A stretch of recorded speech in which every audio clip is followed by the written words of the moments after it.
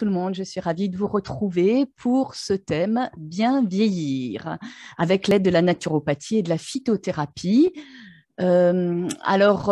J'espère que tout d'abord, je ne vous choque pas trop avec mon image de présentation, mais j'avais vraiment envie de garder ce côté humoristique pour démarrer les choses, pour aussi alléger le sujet, parce qu'effectivement, vieillir est inéluctable, c'est la loi de la nature, euh, mais qu'effectivement, je voulais aussi ne pas rentrer dans quelque chose de lourd, de triste quelque part.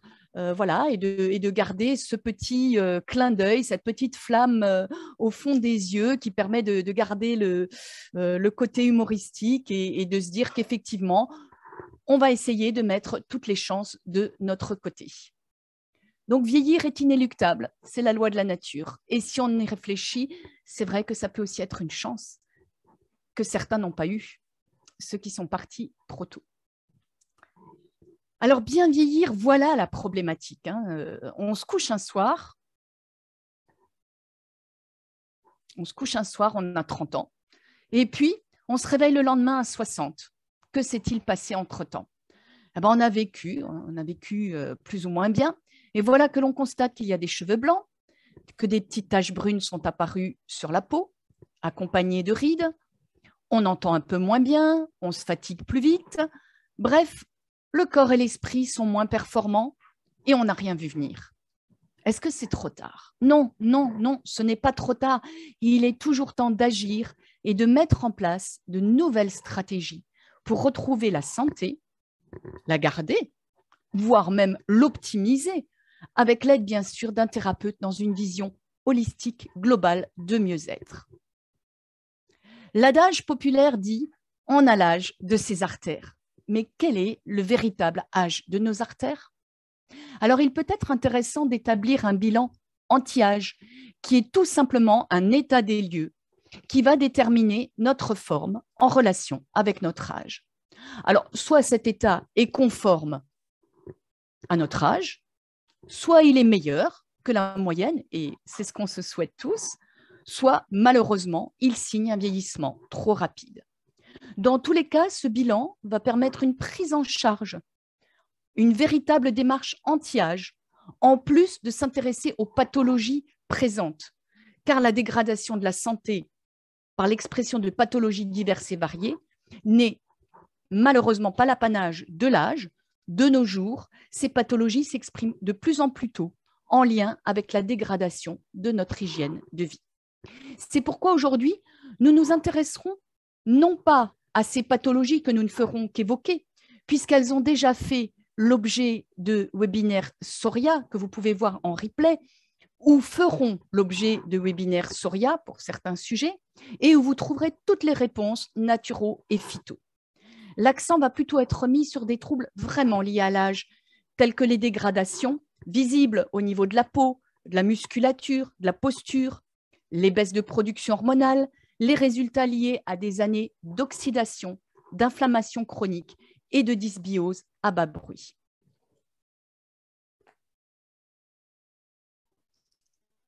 Le calcul de l'âge biologique. Comment est-ce qu'on fait pour savoir l'âge du corps, qui peut être différent de l'âge qui apparaît sur la carte d'identité? Donc, comme dit, soit un vieillissement prématuré ou au contraire, un vieillissement ralenti. Alors, il existe des tas de tests pour mesurer la vue, l'audition, la force musculaire, la fonction respiratoire, l'attention, la mémoire, les réflexes, qui, associés à d'autres analyses, en général des analyses de laboratoire, peuvent contribuer à calculer l'âge biologique. Et ce sont des outils qui sont fréquemment utilisés en gériatrie pour évaluer l'état global des personnes avec le plus d'objectivité possible. Alors, ces laboratoires spécialisés proposent d'effectuer des ensembles de dosages standardisés sur des fonctions particulièrement sensibles au vieillissement et qui sont utilisés en médecine anti-âge, tels que des dosages de nutriments essentiels, le bilan de stress oxydatif, le bilan des acides gras, de la flore intestinale, les marqueurs biologiques, etc. On va en reparler un petit peu en détail, puisque tout simplement évoquer ces recherches-là, ces tests-là, c'est donner tout de suite aussi la solution pour combler ces carences. Je voudrais juste faire une remarque. Les analyses de sang, ça reste quand même une image de notre organisme à l'instant T. Quelle eût été cette image à l'instant T-1 ou quelle serait l'image proposée à T+1? Alors, plus 1 heure, plus 1 jour, plus 1 semaine, plus 1 mois, moins 1 heure, moins 1 semaine, moins 1 jour, moins 1 mois, peu importe. Je veux dire, il faut bien retenir qu'une prise de sang, c'est une image à un instant T et que, bien sûr, ça va donner des informations, mais qu'il ne faut pas se focaliser uniquement sur des résultats d'analyse de laboratoire. Et c'est pour ça qu'il est important pour un thérapeute de connaître les signes cliniques évocateurs des carences et d'y associer, bien sûr, une anamnèse complète afin que l'on puisse dresser un tableau global de la santé de la personne. Pour les carences, on va chercher donc des nutriments essentiels pour cerner ces carences en micronutrition et afin de pouvoir travailler dessus. On cherche notamment des carences en vitamines. Parmi les vitamines, bien sûr, la première à laquelle on pense, c'est la vitamine D, dont la carence est bien connue pour permettre la survenue de nombreuses pathologies, y compris plus précisément dans les maladies liées au vieillissement, telles qu'Alzheimer, l'ostéoporose, la baisse du système immunitaire, etc. Donc, je vous parle de la carence et la diapo vous propose immédiatement la réponse. Adapter l'alimentation avec les aliments qui contiennent la vitamine D. Par contre, effectivement, on n'oublie pas que 90% de la vitamine D vient quand même du soleil et de l'exposition au soleil. J'ai pas trop osé vous narguer, on est en plein hiver, le soleil, c'est pas top, c'est pas ça en ce moment. Donc, ça, c'est le côté, qu'est-ce que je peux faire au quotidien pour gérer ces carences-là? Il ne faut pas oublier que si vraiment les carences sont avérées, il va falloir passer par des compléments alimentaires seuls capables d'apporter des quantités suffisantes pour redresser la barre. On a la vitamine B12, dont la carence est corrélée au risque de troubles du comportement. Et de la déprime, on peut arriver à la démence, ainsi qu'à l'excès d'homocystéine. Au niveau des minéraux, on va doser le calcium, dont un déficit peut être lié à une carence en vitamine D ou un problème d'absorption intestinale. Il y a rarement une carence d'apport de calcium, surtout dans l'alimentation française classique. Le taux de zinc, là par contre, des carences peuvent être plus fréquentes, hein, et cette carence augmente le risque d'athérosclérose et de cancer. Le taux de sélénium, dont la carence fréquente impacte l'efficacité de notre antioxydant endogène que l'on appelle la glutathion peroxydase sélénium dépendante et dont on parle actuellement beaucoup. Et puis, au bout, alors je ne sais pas, moi j'ai la liste des participants qui cache un petit peu cette image-là, je ne sais pas si vous arrivez à la voir, c'est la réserve, on recherche les réserves en acides aminés essentiels. On en parlera un petit peu par la suite des acides aminés essentiels. Donc, recherche des taux en acides aminés essentiels, c'est-à-dire est-ce que la personne apporte suffisamment de protéines dans son alimentation? Parce qu'avec l'âge, effectivement, c'est quelquefois un petit peu un problème.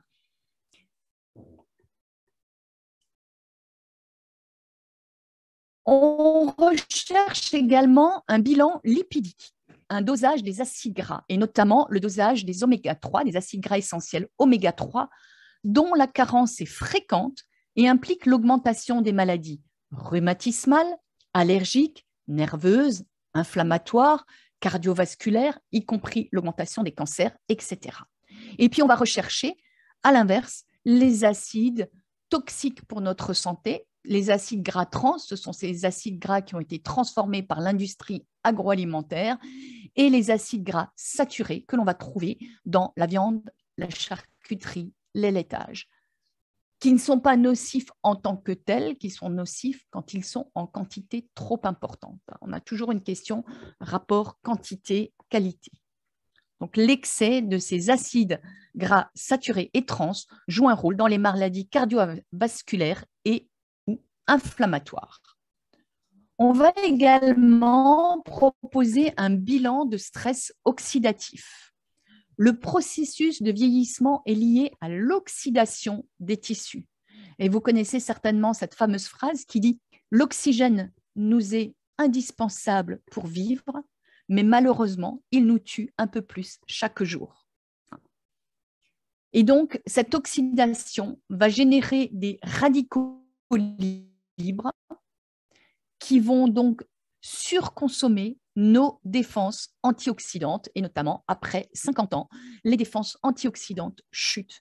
Et cela va ouvrir la voie à de nombreuses pathologies et au vieillissement lié à l'âge. Le premier signe de vieillissement lié à l'impact des radicaux libres, c'est en général le vieillissement de la peau, puisque les radicaux libres vont s'attaquer directement à la structure même de la cellule, et c'est l'apparition des rides qui en signent le premier état. Donc, pour lutter contre ce stress oxydatif, bien sûr, ce sera une alimentation antioxydante, dont nous reparlerons après. Il y a également la recherche d'une hyperperméabilité intestinale par différents tests, que ce soit les tests d'intolérance alimentaire, des tests au mannitol, un fécalogramme, c'est-à-dire un examen des selles, ou un dosage urinaire de certains métabolites bactériens. Beaucoup de tests et d'analyses sont possibles pour vérifier s'il y a une perméabilité intestinale excessive qui va jouer un rôle, évidemment, dans l'inflammation et libérer des pathogènes dans la circulation sanguine. On va également rechercher la glycation, mesurer la glycation. Alors, je rappelle que la glycation, c'est tout simplement, entre guillemets, la caramélisation des protéines de l'organisme et des protéines alimentaires en contact avec des glucides.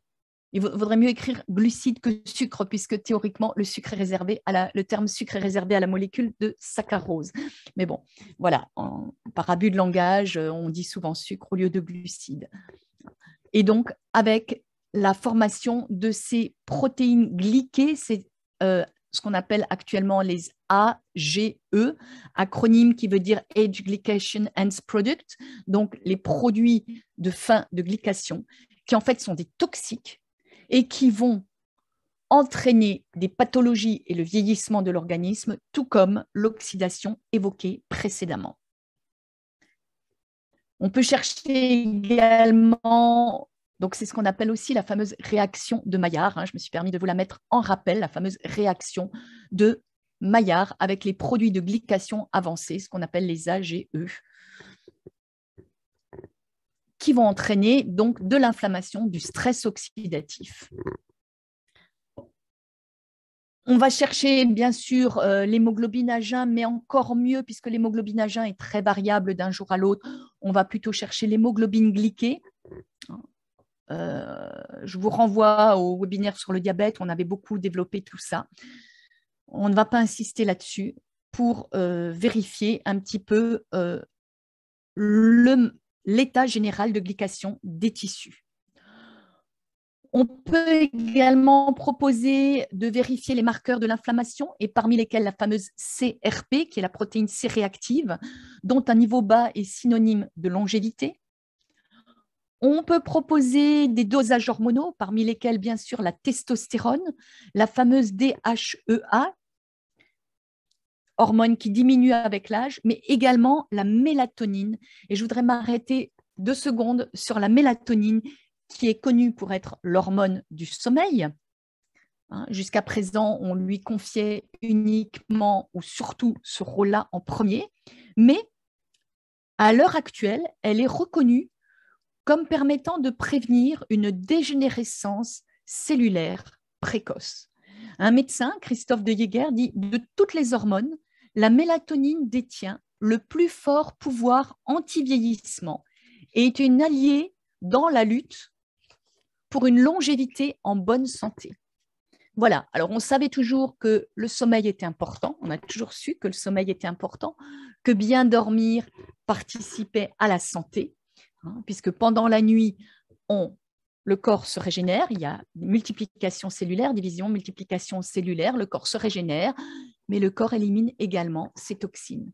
Donc, l'intérêt d'un bon sommeil est de rebooster sa mélatonine, la synthèse de sa mélatonine, tout simplement avec l'exposition à la lumière du jour dans la journée et l'arrêt de la lumière artificielle et surtout de nos écrans en soirée, puisque c'est l'épiphyse qui gère cette transition veille-sommeil avec synthèse de mélatonine, et puis surtout en veillant à un apport suffisant de tryptophane, qui est un acide aminé essentiel, qui sous sa forme hydroxytryptophane de 5-HTP va pouvoir être transformé en sérotonine, qui est l'hormone du bien-être, de la zen attitude que nous sécrétons vers 17 heures, qui, elle, va permettre la synthèse de la mélatonine.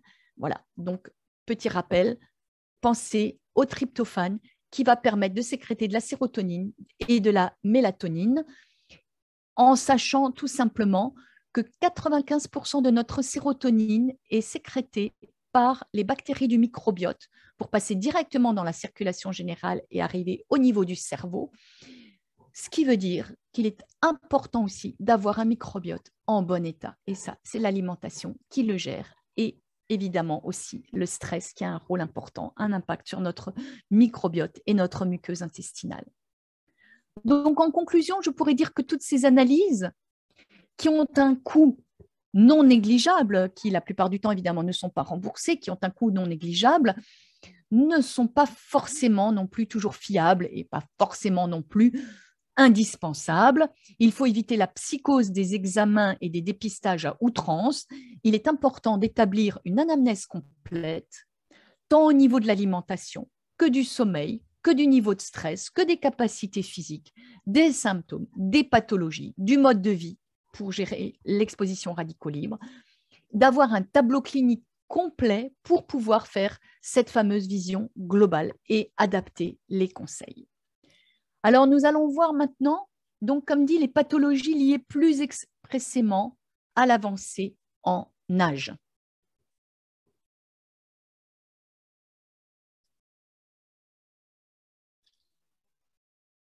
En décembre 2021, les 60 ans et plus représentaient en France 15 millions de personnes. Et les plus de 85 ans représentaient 1,4 million de personnes. Alors non seulement nous vivons de plus en plus vieux en France, mais nous vivons de mieux en mieux longtemps. Alors j'ai toujours un petit peu de mal à dire ça parce que c'est ce qui est écrit dans les... et on le voit aussi dans ces courbes-là, bien qu'on commence quand même tout doucement à lire des articles qui disent que l'espérance de vie a peut-être atteint un plateau et qu'elle commencerait à redescendre tout doucement. Mais bon, pour le moment, on en reste là-dessus. Restons optimistes. À l'heure actuelle, 65 ans correspond grosso modo à la fourchette haute de l'espérance de vie en bonne santé et constitue un cap. Si l'on parvient en bonne santé à cet âge, qui correspond à l'âge moyen de départ à la retraite en France, combien d'années en bonne santé peut-on encore espérer vivre? Eh bien, pour les femmes, à peu près 11 ans et demi, et pour les hommes, une dizaine d'années. Mais pour de nombreuses personnes, les pathologies sont déjà malheureusement bien installées avant cet âge, que ce soit les troubles digestifs, les troubles du sommeil, les troubles métaboliques, les troubles psychiques, etc. Ils ne sont pas l'apanage de la personne de plus de 60 ou 65 ans et ne seront donc pas traités aujourd'hui. Comme dit, je vous renvoie aux précédents ou aux futurs webinaires proposés par Soria qui vous donneront toutes les clés sur la naturopathie, la phytothérapie de ces pathologies. Alors, nous allons nous arrêter donc sur certains points typiquement liés à l'avancée en âge. On a le vieillissement naturel des os. C'est ce qu'on appelle l'ostéopénie. Et l'ostéopénie est un mécanisme de vieillissement des os tout à fait naturel, qui actuellement est présenté comme une maladie qui débouche toujours sur l'ostéoporose, ce qui n'est pas vrai. D'abord, le début du déclin osseux commence vers 35 ans en moyenne, où la quantité d'os détruite n'est plus compensée par la néoformation osseuse, la formation d'os nouveaux.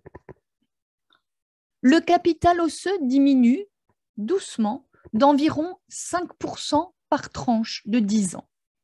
Phénomène qui est un petit peu accéléré dans les 2-3 premières années de la ménopause, puis qui reprend le rythme normal. Quels sont les vrais facteurs de fragilisation osseuse? C'est surtout un régime alimentaire, en premier, un régime alimentaire acidifiant qui implique la fuite de calcium. Je rappelle que le phosphate de calcium de l'os est notre première réserve de minéraux basifiants en cas d'acidose. Et je vous renvoie au webinaire sur l'équilibre acido-basique. Donc, premièrement, régime acidifiant. Des carences en micronutrition, que ce soit la vitamine D, la B12, la K, vitamine K, et notamment la K2, qui est plus particulièrement liée au métabolisme du calcium. Ensuite, au niveau des minéraux, on a le calcium, le magnésium, le potassium, le silicium, le zinc et bien sûr les fameux oméga 3. Ce qui va renforcer aussi la fuite de ces minéraux, du calcium notamment, le tabagisme, l'alcoolisme, le caféisme, non, le café, très acidifiant le café, certains médicaments allopathiques, là aussi il faut se renseigner, et puis pas seulement au niveau de l'alimentation, mais bien sûr le manque d'exercice physique, parce que je rappelle que c'est la fonction qui fait l'organe, et en faisant de l'exercice physique, on va agir sur les muscles sont accrochés par des tendons au niveau osseux, et donc la contraction musculaire va agir sur la force exercée par ces tendons sur l'os, os qui va se renforcer. Donc la fonction fait l'organe. L'activité physique, et notamment l'activité physique à impact, est absolument indispensable.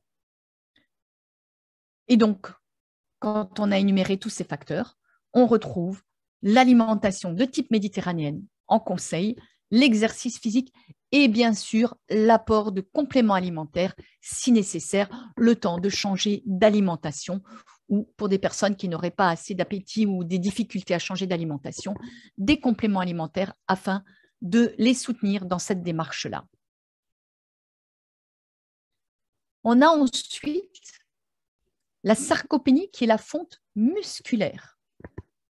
Conserver sa masse musculaire en avançant en âge est un facteur de longévité et de santé globale.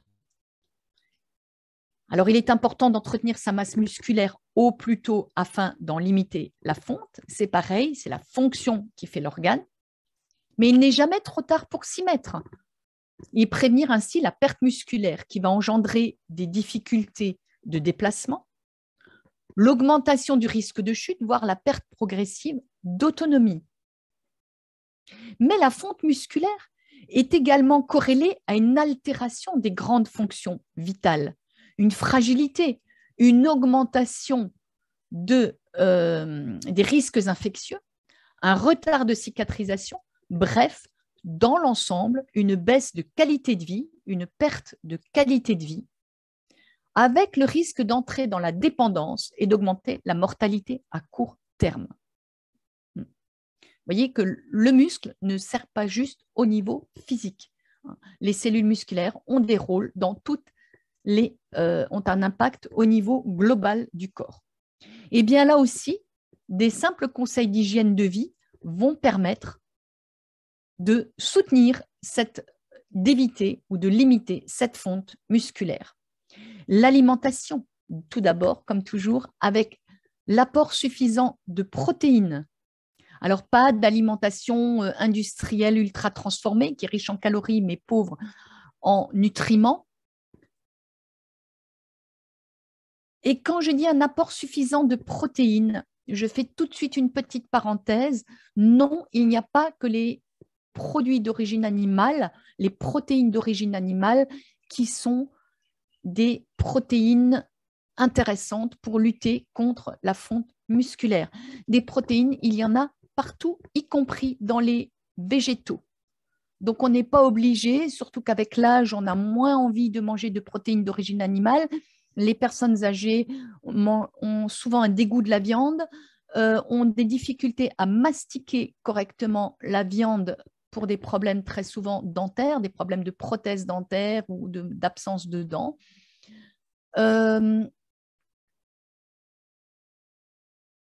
On peut très bien apporter une alimentation suffisamment riche en protéines avec des végétaux et pas seulement avec les fameuses céréales et légumineuses qui forment une protéine complète comme on l'a appris en associant tous les acides aminés. Vous avez aussi des protéines dans tous les légumes, les fruits, dans tous les végétaux. Et donc, en mangeant suffisamment en quantité, on apporte largement ce qu'il faut à l'organisme. Après, c'est sûr que si ça vient très tard dans une vie où on a toujours mangé des protéines animales, le système digestif ne pourra peut-être plus travailler de cette façon-là. Donc là aussi, il existe des compléments alimentaires de protéines avec des acides aminés essentiels pour soutenir cette perte. Donc, un apport suffisant de protéines, un système digestif qui fonctionne bien, parce que je dis toujours, c'est bien d'apporter, encore faut-il voir comment ça fonctionne au niveau de l'organisme. Hein. Donc, pas d'hyperperméabilité intestinale, un microbiote équilibré, etc. Et puis surtout, de l'exercice physique régulier afin de fixer ces protéines. Et puis, bien sûr, des compléments alimentaires, parmi lesquels l'indispensable vitamine D qui participe au métabolisme du calcium et dont la carence de vitamine D est liée à une force musculaire faible, et bien sûr des oméga-3 qui ralentissent également la fonte musculaire et qui ont un rôle anti-inflammatoire.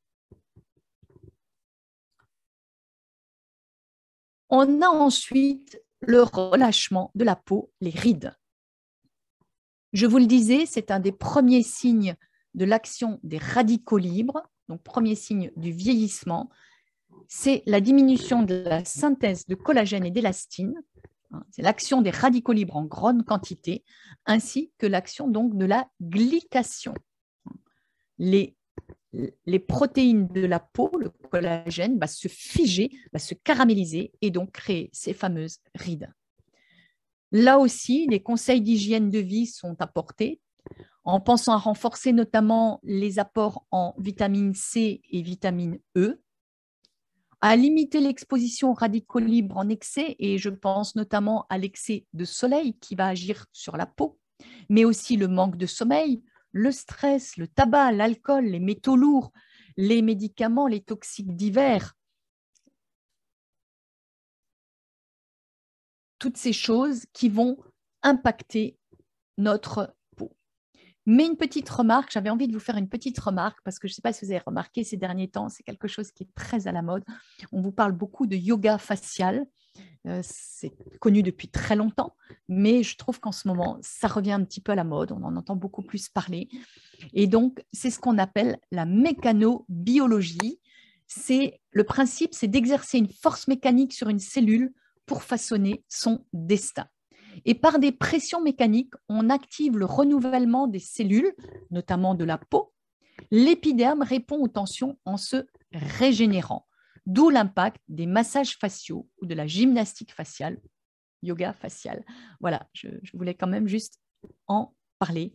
Donc, n'hésitez pas, faites des grimaces, faites des massages faciaux, chantez, tout simplement chantez. Je ne sais pas si vous avez constaté, mais les chanteurs ou les chanteuses qui ne sont pas passés bien sûr par le botox et le bistouri ont souvent un contour, un ovale du visage qui est très ferme par rapport à leur âge. Et c'est lié tout simplement au fait de chanter qui va agir sur toute la musculature du visage, de la face. Et autre bénéfice du chant, la respiration. Vous faites travailler votre diaphragme à fond. Donc, n'hésitez pas à chanter. Et puis, ça fait du bien. Et on fait vibrer tout le corps. On fait à la fois massage du visage, travail sur la respiration, thérapie par les vibrations, par le son. C'est top. Chantez, chantez. Chanter faux, c'est pas grave, on s'en fiche. De toute façon, il pleut. Chantez. Ensuite, point important, l'inflammation chronique. Alors, chez les super centenaires, on a constaté une excellente résistance à l'inflammation chronique de bas grade. On sait que cette inflammation, au départ, est une réaction salutaire de l'organisme.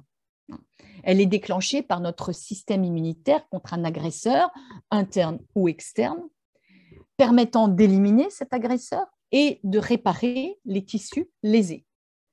Mais si ce phénomène se chronicise sous l'effet de divers facteurs, tels que par exemple l'augmentation des radicaux libres, cela va signer le déclin de la fonction immunitaire et il n'y a plus réparation des tissus.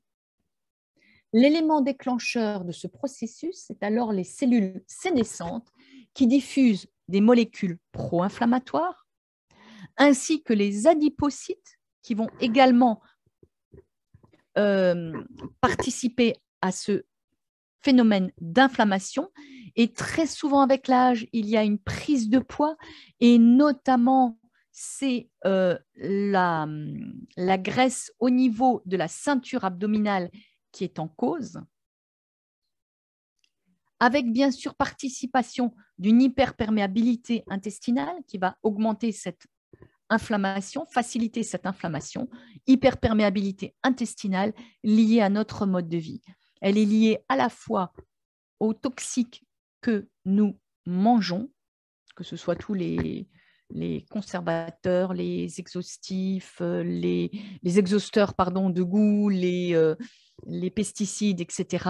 Mais également, n'oubliez pas le rôle du stress qui va permettre d'agir également sur les jonctions serrées en les desserrant, donc en créant une hyperperméabilité intestinale. Et je fais aussi une remarque sur la mastication. Nous ne mastiquons plus assez actuellement. On mange. Beaucoup d'entre nous mangeons au lance-pierre. Le fait de mastiquer, je vous le rappelle, va envoyer un message aux jonctions serrées en leur disant attention, il y a de la nourriture qui arrive, il faut se serrer les coudes, les jonctions serrées doivent se resserrer. Rôle de la mastication. N'oubliez pas de mastiquer, on soulage comme ça énormément de pathologies digestives rien qu'avec la mastication. Mangez lentement et en conscience. D'ailleurs, on le sait bien, c'est très conseillé en médecine chinoise, où il faut que les aliments solides doivent être liquides avant d'être avalés. Je rappelle que la digestion commence dans la bouche. J'arrête. C'est un petit peu mon dada, mais voilà, j'arrête. Donc, cette inflammation chronique va faire le lit de nombreuses pathologies liées à l'âge, puisqu'il faut quand même, le corps est quand même une machine extraordinaire et tient le coup pendant des années. On ne voit rien, il n'exprime rien. Et puis un jour, ça sort. Et ça, quelquefois, des dizaines d'années après. Maladies cardiovasculaires, diabète de type 2, maladies neurodégénératives telles qu'Alzheimer, troubles digestifs de tous ordres, allergies, etc., obésité, cancer, bref, cette inflammation chronique fait le lit de nombreuses pathologies. Alors, pour contrer ce phénomène, il est conseillé d'adopter une alimentation anti-inflammatoire avec notamment des oméga-3, ces fameux oméga-3, DHA et EPA issus des poissons gras. Ma question actuellement, est-ce qu'on mange encore du poisson gras avec le problème de l'intoxication aux métaux lourds de ces poissons? Donc, effectivement, on peut se tourner là, à ce moment-là, sur des cures de compléments alimentaires d'oméga-3 où les métaux lourds auront été contrôlés et théoriquement, je crois, enlevés. Il faut se souvenir qu'il est important de respecter un rapport oméga 3, oméga 6 inférieur à 5, c'est-à-dire que pour une portion d'oméga 3, on apportera au maximum 5 portions d'oméga 6. Or, actuellement, dans l'alimentation classique du français, on arrive à trouver pour une portion d'oméga 3 jusqu'à 20 portions d'oméga 6. Donc, attention à cela. On pensera à l'huile d'olive, qui a une activité anti-inflammatoire qui a été démontrée dans de nombreuses études liées donc à ces oméga 9, mais surtout à un principe actif découvert au début des années 1990 qui s'appelle l'oléocanthal, qui est responsable du goût piquant et poivré de l'huile extra vierge. On pensera également au gingembre, dont les principes actifs gingérol donnent aussi ce fameux goût piquants et ont un rôle anti-inflammatoire. On complétera avec d'autres polyphénols anti-inflammatoires issus notamment du curcuma, de l'ail, du basilic, de tous les fruits et légumes. On pensera également au magnésium, dont on a constaté qu'un taux élevé diminuait le taux de CRP, cette fameuse protéine C réactive qui signe l'inflammation. La vitamine D encore et toujours, dont la carence augmente l'état inflammatoire. Et la vitamine K1, dont la carence augmente également les biomarqueurs de l'inflammation. Je rappelle que la vitamine K, donc vitamine de la coagulation, contient deux principes, K1, K2, K1 notamment donc, qui a un rôle sur l'inflammation et K2 qui a un rôle sur le métabolisme du calcium. Je crois que je ne l'ai pas encore dit, mais au niveau des compléments alimentaires, je fais juste une parenthèse tout de suite pour la vitamine D, qui est un complément alimentaire indispensable dans des régions comme l'Alsace, mais dans beaucoup de régions peu exposées au soleil tout au long de l'année, puisqu'il faut différents facteurs pour pouvoir synthétiser cette vitamine D au niveau d'un dérivé du cholestérol au niveau cutané.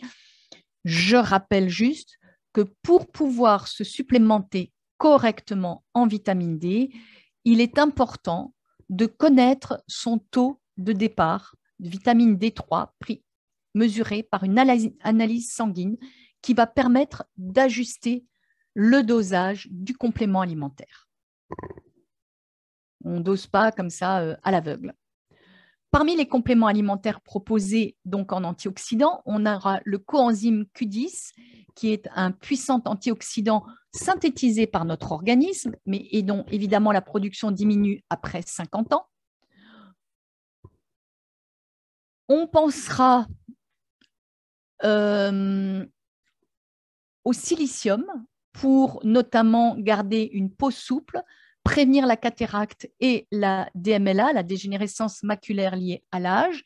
Et cette silice, on va la trouver dans des plantes telles que l'ortie, le bambou, la prêle.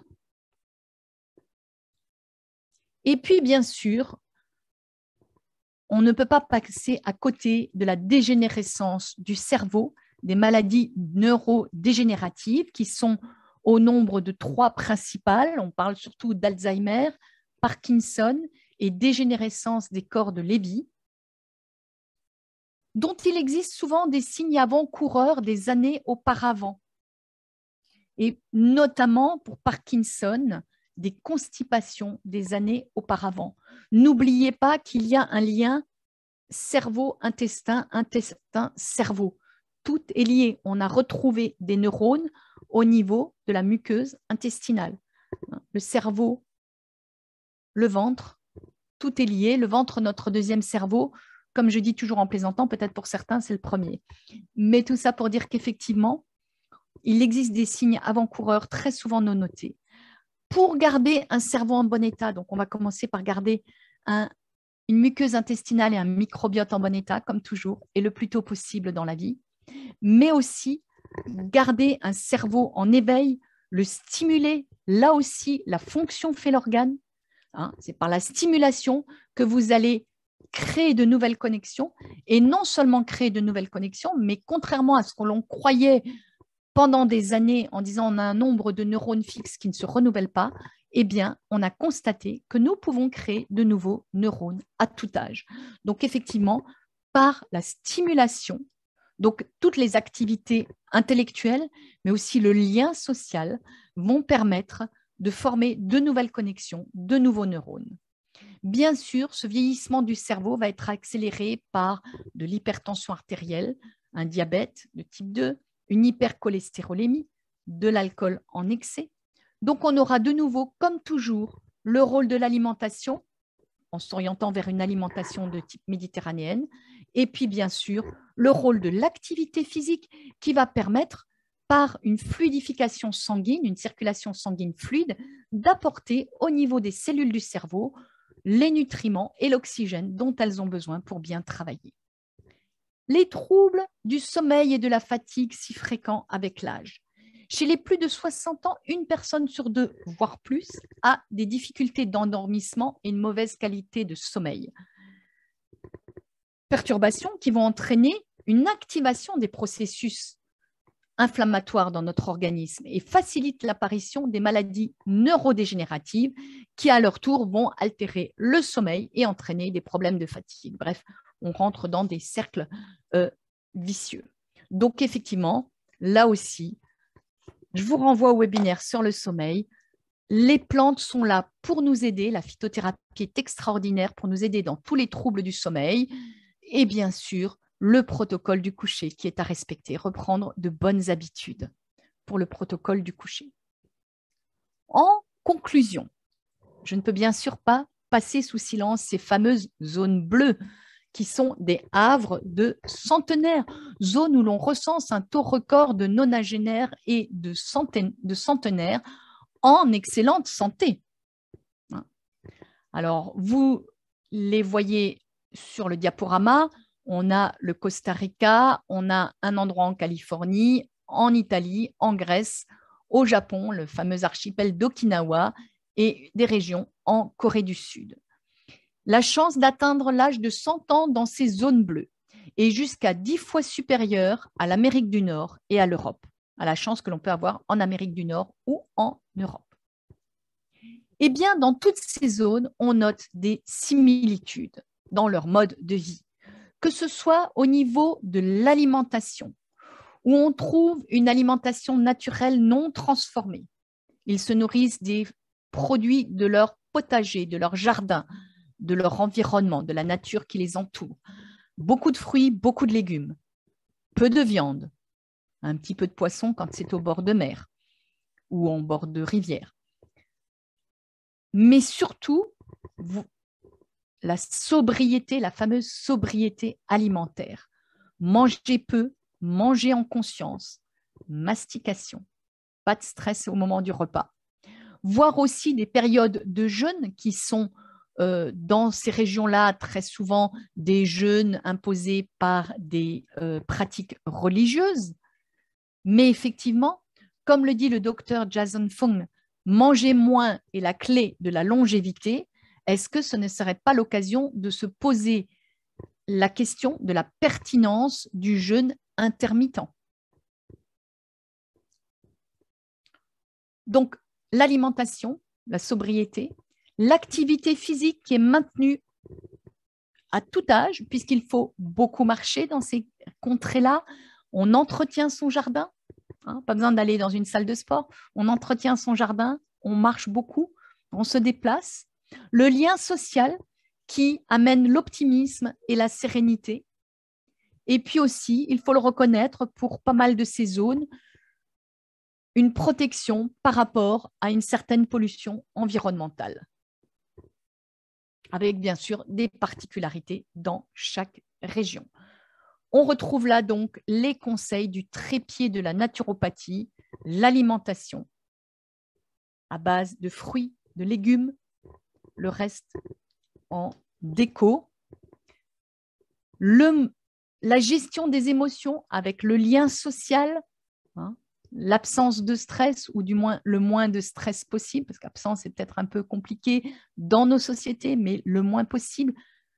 Et puis, bien sûr, toujours le mouvement qui va permettre une respiration, qui va permettre d'agir à tous les niveaux et le contact avec la nature, se régénérer au contact de la nature. Alors, bien sûr, pour ces vieillissements, pour ces phases de vieillissement, Soria est là pour vous accompagner. Soria est là pour vous accompagner au niveau des pathologies qui sont, comme dit, pas forcément liées au vieillissement. Donc, je vais juste les énumérer. Je vous renvoie pour plus de détails au webinaire passé ou futur, si le sujet n'a pas encore été traité. Heureusement qu'on a une chaîne replay où l'on peut reprendre tous ces éléments. La première des choses à laquelle il faut penser, c'est le soutien du système digestif. Ce n'est pas la peine de travailler sur quelque chose si le système digestif ne fonctionne pas. Et là, bien sûr, le produit phare, c'est le Cirasil Plus, qui contient les grandes plantes phares du foie, de la détox du foie et du soutien du foie, plantes à la fois cholagogues et cholérétiques qui vont agir sur les cellules hépatiques les hépatocytes en leur permettant de mieux sécréter ou plus sécréter de bile, mais également en travaillant sur la vésicule biliaire pour lui permettre de mieux justement relarguer cette bile pour une meilleure digestion. Et donc, on retrouvera le radis noir, l'artichaut, le chardon-marie et dans la nouvelle formule plus, on a le desmodium qui est un hépatoprotecteur et régénérateur de la cellule hépatique. Donc, ça me semble la première des choses à mettre en place. De toute façon, vieillissement ou pas, il me semble intéressant, on va là maintenant vers le printemps, il me semble intéressant de proposer à tout le monde une cure de détox au niveau du printemps, qui est la saison du foie en médecine chinoise. On sort d'une alimentation lourde et chargée de l'hiver. On va s'alléger. C'est le moment ou jamais de s'alléger au niveau alimentation et de repenser à son alimentation avec l'arrivée des beaux jours. Donc, première chose, système digestif. Pour les personnes où c'est nécessaire, on aura le soutien du système cardiovasculaire. Et là, bien sûr, on peut penser au ginkgo qui va également travailler sur la microcirculation capillaire et donc agir aussi, j'aurais pu aussi le classer dans la mémoire, dans les fonctions cérébrales. Petite cure de ginkgo pour son action sur les vaisseaux sanguins, mais également dans le cardiovasculaire, on peut penser à l'olivier.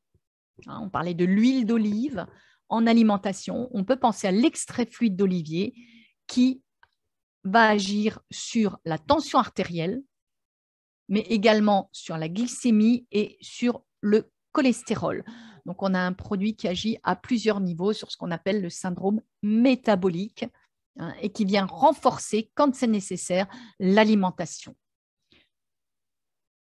J'aurais aussi pu parler éventuellement de l'aubépine. Voilà, je veux dire, si vous souhaitez aller plus loin dans le cardiovasculaire avec des troubles, je vous renvoie effectivement aux webinaires qui y sont consacrés. La mémoire. Je me souviens plus très bien. C'est pour ça que j'ai une diapo qui me le rappelle. Phosphocérina qui va vous apporter un ensemble de vitamines et de phosphatidylsérine qui a une action directe pour stimuler l'activité cérébrale, la concentration et la mémoire. Donc, quand on a l'impression effectivement qu'on ne retrouve plus ses clés ni ses lunettes systématiquement, pourquoi pas une petite cure de phosphocérina afin de soutenir la mémoire.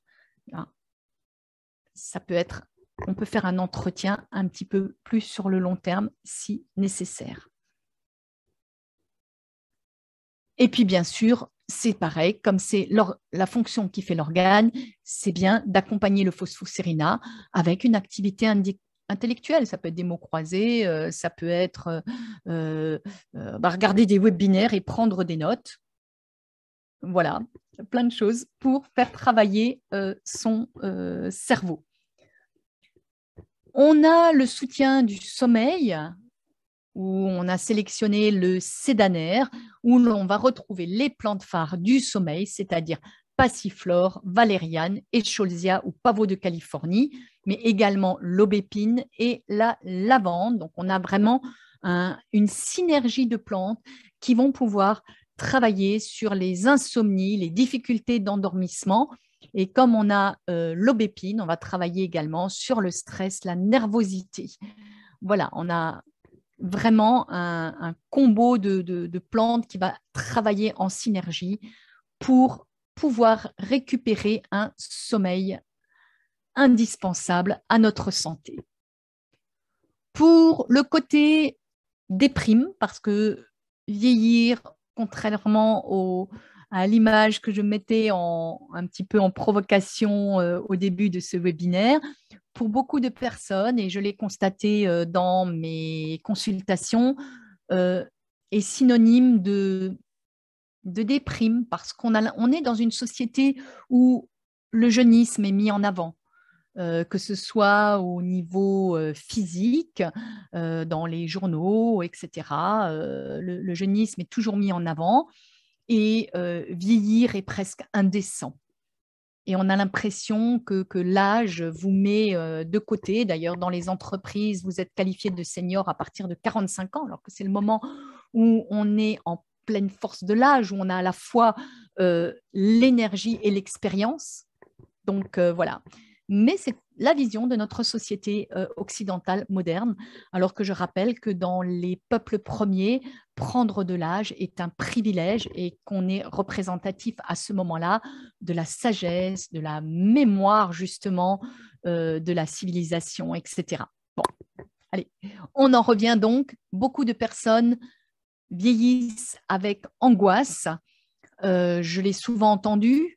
Chez les femmes notamment, la peur de ne plus être reconnues, je vais dire, dans leur féminité, passer la ménopause. Donc, effectivement, il peut y avoir des déprimes. Et là, on a l'éleutérocoque, le ginseng sibérien, qui est une plante adaptogène et qui va permettre donc de soutenir l'organisme face à un stress, qu'il soit physique ou psychologique. C'est ce qu'on donnait aux cosmonautes russes et aux athlètes russes. Donc voilà, qu'on peut prendre effectivement au changement de saison aussi, quand il y a des baisses de forme à ce moment-là, ou tout simplement, effectivement, en soutien, parce qu'il y a des moments où on est au creux de la vague.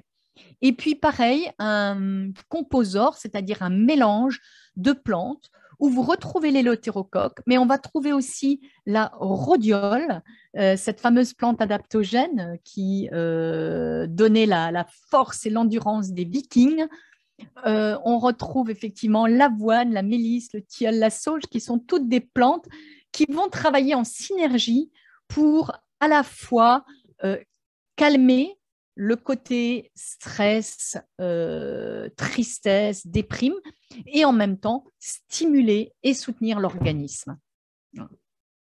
Et c'est un produit avec lequel je travaille énormément et qui m'a toujours donné de très bons résultats. Et surtout, j'ai été toujours surprise par la rapidité des résultats. Les gens avaient un effet bien-être très rapide et ça, c'est important de le souligner parce qu'effectivement, quand on est dans cet état-là et qu'on a besoin d'un soutien, on a envie souvent d'aller mieux très vite. Bien sûr, la douleur, les problèmes articulaires, alors on pensera à l'arpagophytum, qui a un effet bénéfique sur les douleurs et l'inflammation, donc en extrait fluide. On pensera au dologène pour les douleurs, donc on retrouve l'arpagophytum. Le saule et la reine des prés pour leur côté anti-inflammatoire, également lié à la présence de dérivés d'acide acétylsalicylique. Et puis, bien sûr, le curcuma et le gingembre, on en a parlé dans l'inflammation chronique, donc qui vont apporter effectivement une action anti-inflammatoire et antioxydante, à la fois sur les douleurs articulaires, mais également sur la sphère digestive. Il est intéressant effectivement de mettre du curcuma, du gingembre dans son alimentation, mais si on veut vraiment un effet thérapeutique, il va falloir passer par un complément alimentaire qui va apporter des doses plus complètes. L'ostéocomplexe, qui est donc un mélange de minéraux et qui va permettre effectivement d'avoir une action intéressante justement dans les cas d'ostéopénie, d'ostéoporose, quand l'ostéoporose est déclarée ou quand l'ostéopénie est importante. Et vous retrouvez la fameuse vitamine K2 dont je vous parlais avant, la ménaquinone, la vitamine K2 qui intervient dans la fixation du calcium et la vitamine D qui intervient également dans le métabolisme du calcium. Donc là, on a un produit très complet qui va intervenir dans la minéralisation osseuse.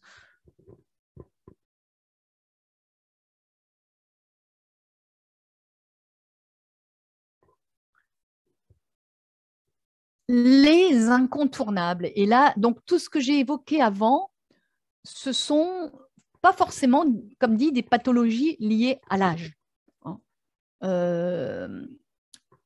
L'ostéopénie marquée ou début d'ostéoporose, on l'entend aussi quelquefois chez, alors pas chez des jeunes, mais chez des personnes où on ne s'y attend pas. Il ne faut pas attendre 70 ans pour déclarer une ostéoporose de nos jours. Et c'est vraiment lié à l'alimentation acidifiante et au stress qui est acidifiant aussi. Alors, ce que j'ai noté sous le terme les incontournables, et je me rends compte que j'ai oublié de remettre la vitamine D, mais je pense que j'en ai déjà suffisamment parlé, de cette vitamine D. Je pense que tout le monde maintenant le sait et en tient compte. Faites une prise de sang pour savoir où vous en êtes de votre taux de vitamine D3 pour pouvoir vous complémenter dans des posologies intéressantes. Parce que soit vous en prenez et ce n'est pas assez, ça ne permettra pas de remonter et vous allez dire ça ne sert à rien, soit vous en prenez de trop et ce n'est pas nécessaire parce que vous en avez déjà suffisamment et c'est un complément qui a un certain coût, ce n'est pas nécessaire d'en prendre si vous n'en avez pas besoin. Donc moi, je conseille toujours de faire d'abord un dosage de vitamine D3 qui, pour une fois, est un dosage que je recommande parce qu'il est relativement représentatif de notre carence ou non-carence en vitamine D3. J'ai envie de dire carence parce que 90% de la population française est carencée en D3. Donc voilà, il est important quand même de savoir d'où l'on part pour pouvoir se complémenter correctement. Et puis j'ai envie de vous parler donc de ces trois principales actions qui agissent sur le vieillissement. L'oxydation, et là on trouve les aliments antioxydants et le sulforaphane du brocoli est classé notamment en tête parmi ces antioxydants, fait partie du top 10 des antioxydants. De l'inflammation, puisque je vous ai parlé de l'inflammation chronique, et là, vous avez toujours les oméga 3 qui sont dans le top 10 des anti-inflammatoires. L'équilibre acido-basique, où vous avez certains aliments, et notamment des plantes comme la luzerne, qui peuvent intervenir dans l'équilibre acido-basique. Et je dirais le must dans la lutte anti-vieillissement, c'est la spiruline. On va le voir après, qui a des propriétés de ralentir le vieillissement cellulaire. Donc, les cures de spiruline sont vraiment intéressantes. Et chez Soria, en complément alimentaire, nous allons trouver la vitamine D3. Donc, je ne reviens pas dessus, on en a beaucoup parlé. Je vous conseille toujours, effectivement, de faire une prise de sang avant pour savoir combien de vitamine D3 prendre. Je rappelle que la vitamine D3 est immunomodulante.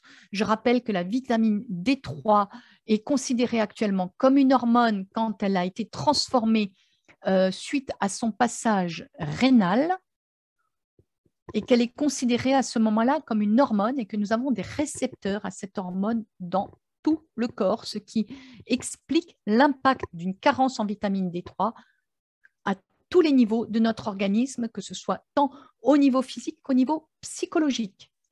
Des baisses d'humeur, des sautes d'humeur, de l'irritabilité, de la fatigue peuvent venir également d'une carence en D3. Je me permets juste de rappeler une chose qui est importante aussi. Quand on agit par complément alimentaire, il faut une réflexion globale aussi, parce qu'on n'apporte pas une chose et on est en carence d'une autre, qui pourra peut-être ne pas permettre une bonne transformation, puisque vous savez que tous nos nutriments, notre micronutrition subit une cascade de réactions enzymatiques qui a besoin de cofacteurs. Et je rappelle que pour la transformation au niveau rénal, la vitamine D3 a besoin notamment comme cofacteur de magnésium. Et je le cite parce que le magnésium est une carence actuellement très fréquente, puisque le stress surconsomme le magnésium et que malheureusement, avec la situation actuelle, nous ne pouvons être tous qu'un petit peu, beaucoup stressés. Voilà. Je parlais de l'action anti-inflammatoire des oméga-3 en disant que l'on peut prendre effectivement manger des poissons gras. Après, il y a toujours le risque des métaux lourds. Donc, on peut prendre des compléments alimentaires où vous trouvez les fameux EPA et DHA qui vont avoir une action anti-inflammatoire sur l'organisme. Chez Soria, on trouve l'extrait de brocoli, qui est donc un puissant antioxydant, qui va avoir des effets à différents niveaux, puisque l'oxydation est responsable de nombreuses pathologies. Donc, on voit que ça joue à différents niveaux. Donc, il est fort possible que dans une alimentation au-delà de 60-65 ans, ou bien le temps qu'on mette en place une alimentation suffisamment riche en antioxydants, parce qu'on ne change pas d'alimentation à 60-65 ans comme ça sur un claquement de doigts. Ce sont des choses qu'il faut intégrer au fur et à mesure, qu'il faut mettre petit à petit. On ne va pas demander à quelqu'un qui n'a jamais mangé de crudité, qui ne mange pas de crudité, de se bourrer de salade de carottes le lendemain. On va y aller par étapes. Et donc, puisqu'on y va par étapes, autant agir tout de suite en apportant tout de suite des antioxydants, ne pas attendre. Et là, les compléments alimentaires sont vraiment les bienvenus pour soutenir l'organisme. Donc, on a le brocoli chez Soria, antioxydant très puissant, également riche en vitamines et en minéraux. Je vous parlais de l'importance de l'équilibre acido-basique. Donc, en dehors des conseils alimentaires, là aussi, en attendant une transition alimentaire, et plus on avance en âge, plus il est difficile de changer d'alimentation. Je l'ai constaté en consultation, des personnes de 75 ans ont beaucoup de difficultés de changer une alimentation qu'elles pratiquent depuis plus de 50 ans, 60 ans. Donc, effectivement, là, les compléments alimentaires ont tout leur impact. Bien sûr, en tant que naturopathe, je ne peux que conseiller de travailler dans une vision globale avec une action au niveau de l'hygiène de vie dans son ensemble. Mais voilà, la luzerne, anti-inflammatoire, anti-acidifiante qu'elle va apporter, permettre de maintenir l'équilibre acido-basique, également reminéralisante, donc conseillé si ostéoporose. On joue sur plusieurs tableaux. Et puis voilà, la fameuse spiruline, qui a la propriété de ralentir le vieillissement cellulaire, qui, outre sa teneur exceptionnelle en protéines, 60 à 70% de protéines, donc je rappelle effectivement que l'on parlait du rôle des protéines pour les plus de 60 ans, pour éviter la fonte musculaire, et puis sa richesse en nutriments, que ce soit le bêta-carotène, la vitamine B12, les tocophérols, les acides gras essentiels et polyinsaturés, les glycolipides, les sulfolipides, la phycobiliprotéine, bref, tous ces nutriments vont exercer plus d'effets neuroprotecteurs ensemble que s'ils étaient pris séparément. On a vraiment l'importance de la synergie. Et donc, cette spiruline agit sur l'ensemble des facteurs responsables du vieillissement, de la neurodégénérescence, de l'inflammation et du stress oxydatif. Voilà vraiment je dirais, à mon avis, le produit phare à prendre en cure régulière. Et je voudrais conclure avec des exemples qui vont nous faire envie, nous donner envie de terminer de continuer, d'évoluer dans notre vie avec Takeshima Mika, qui est coach fitness à 90 ans et qui a commencé la musculation, le fitness à 67 ans. Elle ne pratiquait pas avant. Donc, vous voyez, hein, on peut... Oh, ouf, il y a encore quelques années avant de m'y mettre, je suis tranquille, ouf. Non, sérieusement, plus on s'y met tôt, mieux ça vaut. Et puis, je n'ai pas résisté à l'envie de vous mettre la photo de Wang Deshun, 80 ans, qui est mannequin et qui a été surnommé le papy le plus sexy du monde. Voilà. Alors, je suis sûre que le monde est rempli d'autres papys très sexy, mais bon, je n'ai pas leur photo, je n'ai pas leur nom. Donc, voilà, je vous ai mis Wang Deshun. Qui pratique aussi évidemment la musculation, mais qui a commencé aussi, j'ai lu un petit peu sa vie, qui a commencé sur le tard aussi. Voilà, voilà de quoi terminer sur une note tout à fait optimiste. Mettons les chances de notre côté. Alors évidemment, ce n'est pas en adoptant une alimentation méditerranéenne ou vivante, variée, végétale, enfin bref, en mettant toutes les chances de notre côté avec l'alimentation, ce n'est pas avec ça qu'on signe forcément pour 100 ans. Mais je pense que ça vaut le coup d'essayer. Voilà, voilà ce que j'avais à dire aujourd'hui.